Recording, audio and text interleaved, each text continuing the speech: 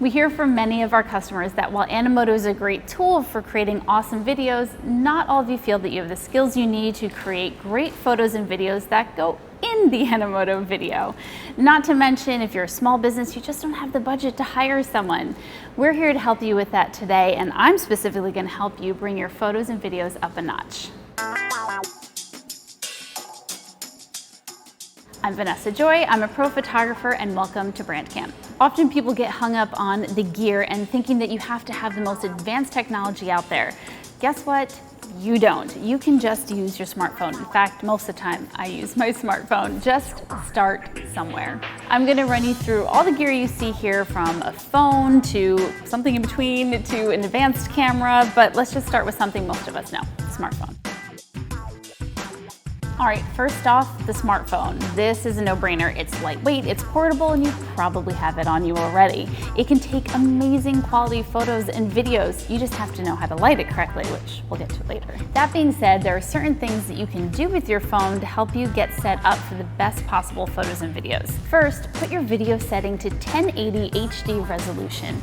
It's going to ensure perfect sizing for making Animoto videos. Remember that you can tap your screen to adjust for exposure up or down. You can decide if you want to shoot horizontal, vertical, or even square. And then don't be afraid to use some of the different modes that your camera has, like time-lapse for video and portrait mode for photos. If you want to step it up a notch, go for a compact camera. It's still lightweight, it's still portable, but it's going to add that professional quality look and feel that you want from your photos and videos. The other nice thing is most of these compact cameras have some kind of rotating or flip screen to them, so you can easily take a selfie or put it on the ground and still see what you're shooting. With compact cameras, you can shoot horizontally, vertically. Some of them even allow you to shoot in a square format, just like your smartphone. Another nice feature is that you can zoom with these, but not in the same way that you're zooming digitally with your phone. It's a better quality zoom when you're using a compact camera. Finally, with the compact camera, the little bit more weight gives you more stability, especially when you're moving around and taking video clips. It's kind of a nice feature over the smartphone. Moving on to the professional camera like this DSLR or a mirrorless camera. Maybe you already have one of these, and I can just show you a few things that's going to help you take great quality photos and videos. In the menu, set up your video right. Set it to 1920 by 1080 at 24 FPS. Don't worry about what that is, just set it there. It's usually advantageous to set your exposure via manual. You can manually focus as well while taking video, which, believe it or not, is a little bit easier. Today I'll be shooting everything with my smartphone, just so you can see how easy it can be even if you're not ready for these cameras yet. But first, let's dive into audio. I'll be honest with you, audio can be one of the most frustrating things about video, but I promise I'm gonna make it easy. One option you have is your camera's in-camera mic. So what that means is you're just using the microphone that's built into your camera. So whether that's your phone, your compact camera, it's okay, the quality's fine, but you have to be very close to it. In general, the closer that your audio is to the microphone, the better the sound will be. Another option is to have an external microphone like this one, which you can plug directly into your camera or into a separate audio recorder. This is much better quality than pretty much any in-camera mic.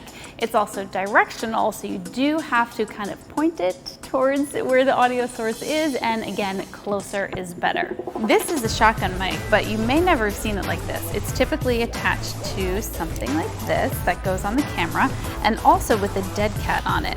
The dead cat stops the wind from affecting your audio. Then you just mount it onto your hot shoe like that, and go ahead and plug it into your camera's mic port.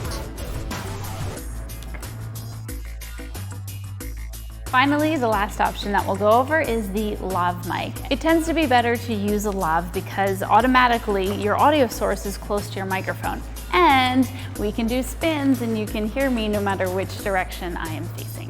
For the lav mic, you're going to place the receiver, indicated by RX, onto the hot shoe of your camera. Make sure it's nice and tight so it doesn't fall off.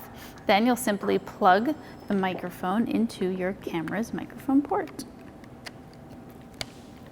Then you'll take the transmitter, indicated by TX, and place this onto whoever's speaking.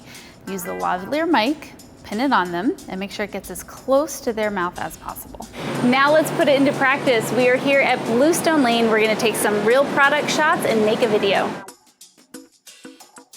The first thing you want to do when you're shooting into space is look for the natural light. Now, thankfully, I'm in gorgeous natural light where the window is in front of me, or if you're shooting, it's behind you. So try to find a space where you can shoot your subjects in light like this. A really great way to assess the light in a situation is to use the hand trick.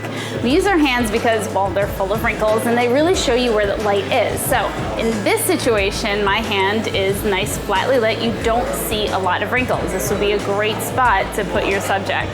This is an example of side light. So the light is coming from the window over to my left and crossing across the side of my subject. Now, this is okay light, it's not bad. If you are lighting a person, you want to make sure their face turns towards the light so the light gets in their eyes and it becomes a nice flattering light pattern. This is a great lighting pattern if you're shooting details. Something like this is just going to show all of the texture across whatever it is you're photographing. This would be an example of backlight, where the light is in back of your subject. Not too flattering on the face, but you could create a silhouette where your subject goes completely black, or you could overexpose the shot where the background goes completely white. It's a little bit difficult, a little bit tricky. You probably want to avoid this lighting pattern. So to summarize, if you're not sure where the best possible light is, walk around your space doing a 360, looking at your hand and analyzing the light until you find the good spot for your shot. So we're going to talk about motion in video. Now, when you take a photo, you've got an inanimate object and you just take a photo. But if you start taking video of the same inanimate object, it's kind of boring if nothing's happening. So here are some things that you can do to make your video clips a little bit more interesting. The first thing that you want to do is stabilize your camera so you don't get a bunch of shake. Ideally, you can put your elbows down on a table, but if that's not the angle you want or you can't do it, your elbows against yourself is a good idea. Make sure from there that when you're moving, don't use your little muscles like your fingers to move the camera. Use bigger muscles like your biceps in this scenario so that you have a much more fluid movement. Anything that you can do to create movement is ideal, but here are some of the basics. You can pan, and by panning, you could pan up or down, or you could also pan from left to right. Notice how I'm moving my hips here, not even my hands. Another trick is to use foreground so that it appears like there's more movement than there may actually be. So step back a little bit, get something in front of your subject, and then use one of your other tricks like panning or revealing from left to right or up or down, and go from there. Another way to add motion is with Animoto's new feature, Photo Bursts, for videos that demand attention. Let me show you a technique that lets you use photo bursts in a way that simulates stop motion animation. Now the key to this is keeping your camera still, so find something to prop it up on. I'm using a water glass. Doesn't have to be fancy, just has to stay put. Secondly, set your timer mode on, not to 10 seconds, but to the shorter duration of your choices. This will allow you to push the button, then step away, making sure there's no camera shake or movement in your camera at all. So let's get started. First thing we need to do is take a blank picture. So I'm gonna let that roll, and then I'm gonna move everything in one by one. Start with that, and then take a picture.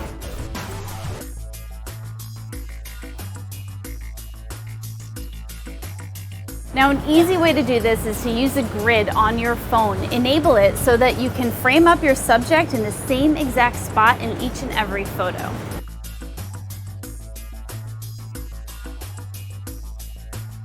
The next thing that we're going to do is imitate stop motion animation by letting our object move around in a circle while our camera stays still. Place your phone down, make sure you're in frame, set that timer on, and then place the cup and take pictures, only moving the cup a little bit.